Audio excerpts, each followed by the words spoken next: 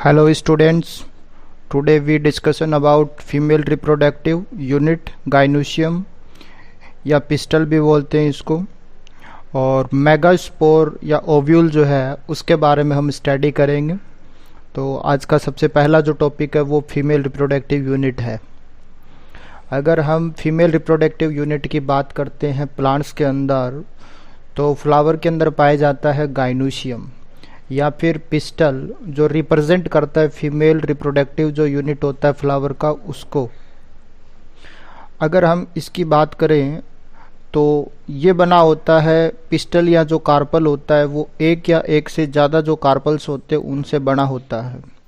अगर एक फ्लावर के अंदर केवल एक सिंगल कार्पल होता है तो हम उसको कहते हैं मोनोकार्पेलरी।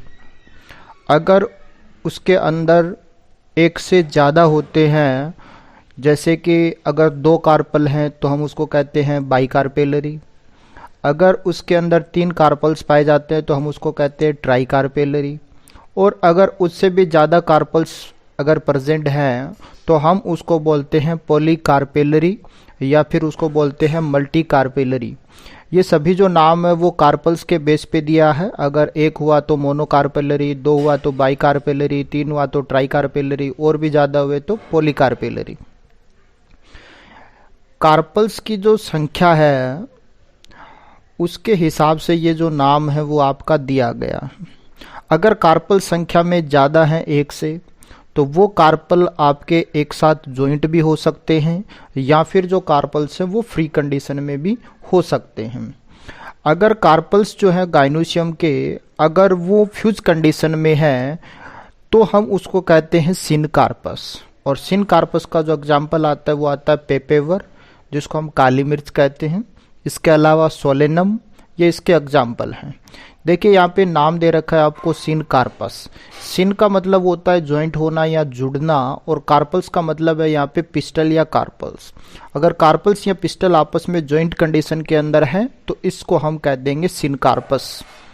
सेकंड जो आता है वो आता है कार्पल्स फ्री कंडीशन में हूँ, इसको हम कहते हैं एपोकार्पस।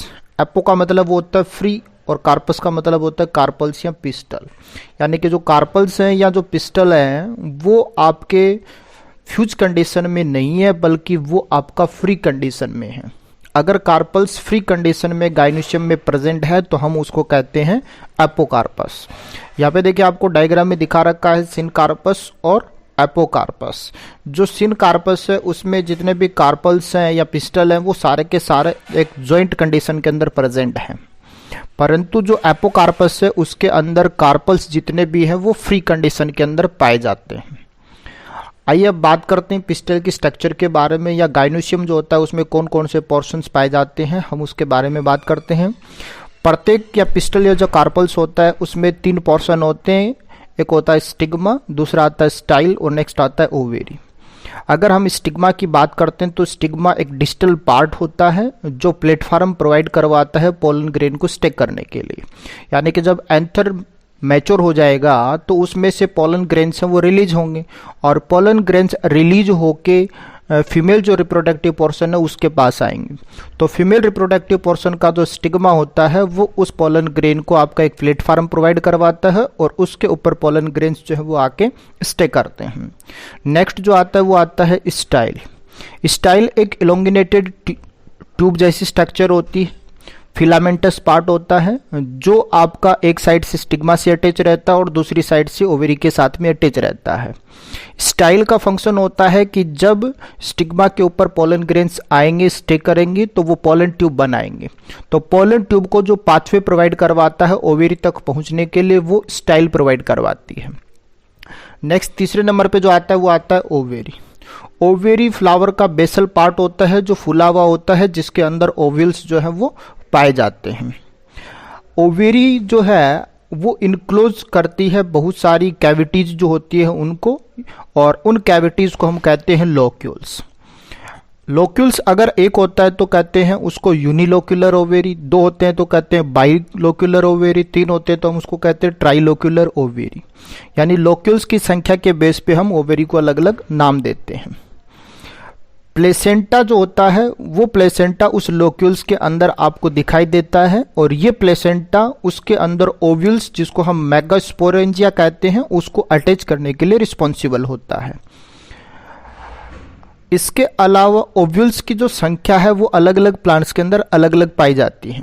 कुछ ऐसे हैं जिसके अंदर ओव्यूल्स जो होंगे ओवेरी के अंदर वो केवल एक पाया जाएगा, जैसे कि मैंगो है, राइस है, वीट है। इन सभी के अंदर आपका एक ही जो ओव्यूल है वो प्रेजेंट होता है। परंतु कुछ ऐसे हैं जिनके अंदर ओव्यूल्स की संख्या काफ़ी ज़्यादा पाई जाती है, जैसे कि ऑर्किड है, वाटरमेलन है, पपाया है। इनके अंदर नंबर ऑफ ओव्यूल्स हैं वो ज़्यादा पाए जाते हैं। ओव्यूल वो स्ट्रक्चर होती है जो आगे चल के सीड के अंदर कन्वर्ट हो जाती है।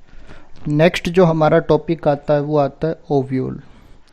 जैसे हमने पहले पढ़ा है फर्स्ट चैप्टर के अंदर कि ओव्यूल वो स्ट्रक्चर होती है जो आगे चल के सीड के अंदर कन्वर्ट हो जाती है, और ओवेरी जो होती है वो कन्वर्ट हो जाती है फ्रूट के अंदर। यहाँ पे हम ओव्यूल जो है उसके स्ट्रक्चर के बारे में बात करेंगे। अगर ओव्यूल्स की बात करते हैं तो ओव्यूल्स अराइज होता है प्लेसेंटा के पैरामोर्डियम से, और ओवेरी के अंदर प्लेसेंटा के द्वारा ओव्यूल्स जो हैं वो जुड़े रहते हैं। ओव्यूल्स को जोड़ने के लिए जो स्टाल्क पाई जाती है उसी स्टाल्क का नाम होता है प्लेसेंटा, और यही प्लेसेंटा उस ओव्यूल के डेवलपमेंट में फूड जो सप्लाई होता है उसको करने के लिए रिस्पॉन्सिबल होता है। जो छोटी स्टाल्क होती है जो उस ओव्यूल को ओवेरी के साथ में अटैच करने का काम करती है, हम उसको कहते हैं फ्यूनिकल्स। फ्यूनिकल्स जो है वो आपका ओवेरी के बेस के साथ में ओव्यूल्स को अटैच करने के लिए रिस्पॉन्सिबल होती है। नेक्स्ट जो आप स्ट्रक्चर देख रहे हैं वो है हाइलम। हाइलम जो होगा वो फ्यूनिकल और ओव्यूल जो होगा उन दोनों के बीच में आपका जंक्शन प्रोवाइड करवाने के लिए रिस्पॉन्सिबल होता है। फ्यूनिकल और ओव्यूल जो बॉडी है उन दोनों को आपस में जोड़ने वाली जो स्ट्रक्चर होती है उस स्ट्रक्चर को हम कहते हैं हाइलम।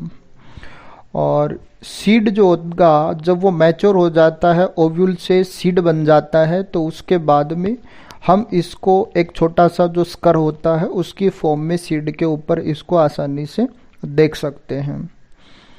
इसके आगे अगर हम बात करते हैं तो पाया जाता है इंटैग्यूमेंट। इंटैग्यूमेंट का मतलब होता है आउटर कवरिंग, यानी ओव्यूल्स जो होगा उसको प्रोटेक्ट करने के लिए एक आउटर जो कवरिंग है वो पाई जाती है, और उस आउटर कवरिंग को हम कहते हैं इंटैग्यूमेंट।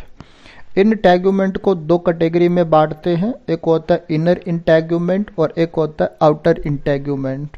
यानी कि जो बाहर की साइड में पाया जाता है, जो बाहर की प्रोटेक्टिव लेयर है उसको तो हम कहते हैं इनर इंटैग्यूमेंट, और जो अंदर न्यूसिलस होता है उस न्यूसिलस के ऊपर जो इंटैग्यूमेंट पाया जाता है उस इंटैग्यूमेंट को हम कहते हैं इनर इंटैग्यूमेंट। न्यूसिलस जो होगा वो दो प्रोटेक्टिव जो इन्वेलप है उसकी फॉर्म में आपका पाया जाता है, और उसके एक साइड के अंदर पाया जाता है चैलेजल रीजन और एक साइड में पाया जाता है माइक्रोपाइल रीजन। कि जो आपका टिप पोर्शन होता है उस पे एक छोटा पोर पाया जाता है, और उस पोर को हम कहते हैं माइक्रोपाइल पोर। ये माइक्रोपाइल पोर एक स्मॉल ओपनिंग होती है। जब पोलन ग्रेन आपका जर्मिनेशन करके पोलन ट्यूब बनाता है तो पोलन ट्यूब इसी माइक्रोपाइल पोर के जरिए आपका एंट्री करती है, और इंटरनल के अंदर प्रेजेंट जो एग सेल होती है उसके साथ जो मेल गैमेट होते हैं उनका फ्यूजन करवाने के लिए रिस्पॉन्सिबल होती है। तो माइक्रोपाइल पोर के द्वारा ही वो आपका एग सेल तक जो मेल गैमेट है वो पहुंचता है। बेसल जो पार्ट होता है ओव्यूल का, अगर उसकी बात करते हैं तो उसको हम कहते हैं चैलेजा। चैलेजा जो है वो पाया जाता है माइक्रोपाइल जो होगा उसके ऑपोजिट साइड के अंदर। जो साइल्स होती है न्यूसिलस की उनके अंदर फूड जो होगा वो रिजर्व कंडीशन के अंदर पाया जाता है, और इस रिजर्व कंडीशन के अंदर जो फूड मटेरियल होता है उसको डेवलपमेंट के दौरान काम में लिया जाता है। यानी कि जब ओव्यूल मैच्योर होगा और ओव्यूल से सीड का फॉर्मेशन होगा तो उसे फूड मटेरियल की आवश्यकता पड़ेगी और ये फूड मटेरियल उसको न्यूसिलस जो होगा वो न्यूसिलस उसको प्रोवाइड करवाने के लिए रिस्पॉन्सिबल होता है। इसके अंदर रिजर्व कंडीशन के अंदर जो फूड है वो पाया जाता है। अगर हम जनरली एक सिंगल एम्ब्रियो सैक की बात करते हैं फीमेल गैमेटोफाइट्स जो होता है उसके अंदर, तो वो लोकेटेड होता है न्यूसिलस की फॉर्म में और आगे चल के वो डेवलप होता है एक जो मेगास्पोर होता है उसके अंदर। हमारा जो नेक्स्ट टॉपिक है वो है मेगास्पोरोजेनेसिस। मेगास्पोरोजेनेसिस का मतलब होता है कि जो मेगास्पोर मदर सेल है वो मेगास्पोर मदर सेल फॉर्मेशन करेगी, मियोटिक टू डिवीजन होता है उससे मेगास्पोर का, और मेगास्पोर मदर सेल से मेगास्पोर का बनना, इस प्रोसेस को हम कहते हैं मेगास्पोरोजेनेसिस। और मेगास्पोरोजेनेसिस की जो प्रोसेस है वो पाई जाती है ओव्यूल के अंदर। ओव्यूल जो है वो डिफ्रेंशिएट हो जाता है। सिंगल जो मेगास्पोर मदर सेल है जो माइक्रोपाइलर रीजन के अंदर पाई जाती है वो आपका मेगास्पोर जो मदर सेल है उसमें माइटोटिक डिवीजन होगा और रिजल्ट के तौर पे जो मेगास्पोर है उन मेगास्पोर का फॉर्मेशन होगा। एक सिंगल जो मेगास्पोर मदर सेल है वो डिफ्रेंशिएट होती है और माइक्रोपाइलर जो रीजन होता है न्यूसिलस का वहाँ पे जो ओव्यूल है उस ओव्यूल के अंदर ये सारी जो प्रोसेस है वो पाई जाती है। यहाँ पे जो मेगास्पोर मदर सेल है वो साइज के अंदर बड़ी होती है तथा इसका साइटोप्लाज्म जो होता है वो डेंस होता है। न्यूक्लियस जो होता है वो प्रोमिनेंट कंडीशन के अंदर पाया जाता है। ये जो सेल है वो चली जाएगी मियोसिस जो होगा उस मियोसिस डिवीजन के अंदर और बनाएगी एक क्लस्टर बनाएगी हैप्लॉइड जो सेल होता है उसका, और हैप्लॉइड सेल का जो क्लस्टर होता है उस क्लस्टर को हम कहते हैं मेगास्पोर टेट्राड। अब मेगास्पोर जो टेट्राड बना है उसमें 4 सेल प्रेजेंट हैं। इन 4 सेल में से 3 जो होंगी वो तो डीजेनरेट हो जाएंगी और केवल एक ही जो सेल है वो फंक्शनल मेगास्पोर होता है, वही आपका मेगास्पोर जो है उसका फॉर्मेशन करेगा। अगर हम फीमेल गैमेटोफाइट के डेवलपमेंट की बात करते हैं तो फीमेल जो गैमेटोफाइट्स है उसका डेवलपमेंट होगा एक सिंगल जो मेगास्पोर होता है उस मेगास्पोर से, इसलिए हम इस डेवलपमेंट को कहते हैं मोनोस्पोरिक डेवलपमेंट। जो फंक्शनल मेगास्पोर है वो आपका फर्स्ट सेल होती है जो फीमेल गैमेटोफाइट या जो एम्ब्रियो सैक है उसका फॉर्मेशन करती है, जो एंजियोस्पर्मिक प्लांट्स होते हैं उनके अंदर। ये इन लार्ज कंडीशन के अंदर फीमेल जो गैमेटोफाइट्स है उसका फॉर्मेशन करती है और फीमेल जो गैमेटोफाइट्स होता है उसको हम एम्ब्रियो सैक बोलते हैं। और एम्ब्रियो सैक वो सैक होता है जो डेवलपिंग जो ओव्यूल्स होता है उसको न्यूट्रिशन प्रोवाइड करवाने के लिए रिस्पॉन्सिबल होता है। न्यूक्लियस जो है वो चला जाएगा माइटोटिक डिवीजन के अंदर और 2 न्यूक्लियाई जो है मूव कर जाएंगे ऑपोजिट जो पोल है उस पोल की तरफ और बनाएंगे 2 न्यूक्लिएटेड जो एम्ब्रियो सैक है उसको। यहाँ पे 2 सक्सेसिव माइटोटिक डिवीजन होगा और प्रत्येक जो होगा उससे 2 न्यूक्लियाई का फॉर्मेशन होगा और 2 से फिर आगे चल के आपका 8 न्यूक्लिएटेड जो एम्ब्रियो सैक है उसका डेवलपमेंट हो जाएगा। अब यहाँ पे सेल वॉल जो है वो बनना स्टार्ट हो जाती है जो 8 न्यूक्लिएटेड स्टेज होती है उसके अंदर। रिजल्ट के तौर पे फॉर्मेशन हो जाता है एक फीमेल जो गैमेटोफाइट होता है उसका। यहाँ पे 3 सेल्ड जो ग्रुप होता है जो माइक्रोपाइलर एंड की तरफ पाया जाता है वो बनाता है एग एपरेटस को और उस एग एपरेटस के अंदर पाया जाता है 2 तो सिनर्जिड सेल और एक पाई जाती है फीमेल गैमेट जिसको हम एग सेल कहते हैं। ये 3 सेल का जो ग्रुप होता है वो चैलेजल रीजन की तरफ प्रेजेंट होता है और आपका इसको हम कहते हैं एंटीपोडल सेल, यानी कि जो आपका 3 का सेट चैलेंजल रीजन की तरफ पाया जाएगा उसको तो हम कह देंगे एंटीपोडल सेल, जबकि जो 3 का सेट माइक्रोपाइल जो रीजन होता है उसकी तरफ पाया जाता है उसमें 2 सिनर्जिड सेल होंगी और एक जो एग एपरेटस है वो होगा। सेंटर के अंदर अगर आप बात करें तो 2 न्यूक्लियाई जो है वो आपस में फ्यूज हो जाएंगे और वो बनाएंगे पोलर न्यूक्लियाई को, और उसको हम सेंट्रल सेल या फिर पोलर न्यूक्लियाई कहते हैं। ये पोलर न्यूक्लियाई जब मेल जो गैमेट होगा उसके साथ जब फ्यूज होते हैं तो बनाते हैं एम्ब्रियो सैक का फॉर्मेशन, और जो एग सेल है वो एग सेल मेल गैमेट के साथ फ्यूज होगी तो उससे बनेगा जाइगोट। यानी कि यहाँ पे 2 चीज़ें बनती हैं, एक बनता है एम्ब्रियो सैक, एक बनता है जाइगोट। एम्ब्रियो सैक जो बनेगा वो तो बनेगा सेंट्रल सेल के साथ में जो मेल गैमेट है उसके फ्यूजन से। यहाँ पे जब एक टिपिकल एंजियोस्पर्मिक एम्ब्रियो सैक की बात करते हैं तो उसके अंदर 8 तो न्यूक्लियस पाए जाते हैं और 7 जो सेल है वो पाई जाती है। 8 न्यूक्लियस होंगे 7 सेल के अंदर, यानी कि जो सेंटर के अंदर सेल है वो सेल तो एक होगी परंतु उसके अंदर जो न्यूक्लियस है वो न्यूक्लियस 2 पाए जाएंगे।